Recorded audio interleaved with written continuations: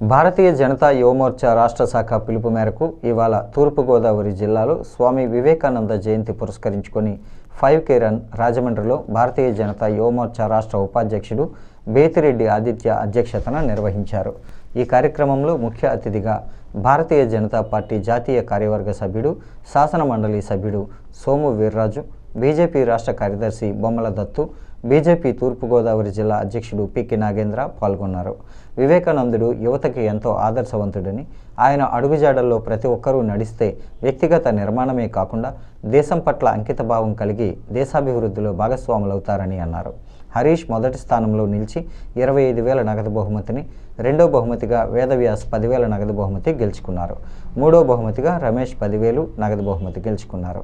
యువమోర్చా జిల్లా ప్రధాన కార్యదర్శి కండవాలు సాయి, పెరుమాల్ పవన్, నాగభూషణం, మద్దిపాటి రజని, వీరాంజనేయులు, రవిశంకర్, యానాపు యేసు, కాళీపు సత్యసాయిరం, కొల్లాపూర్ శ్రీను, తంగెళ్ల శ్రీనివాస్, బండి సత్యప్రసాద్, కందికొండ రమేష్, సూర్యప్రభ, నాగల శివ, నందివాడ సత్యనారాయణ, మీనాక్షి, మోహిని పాల్గొన్నారు.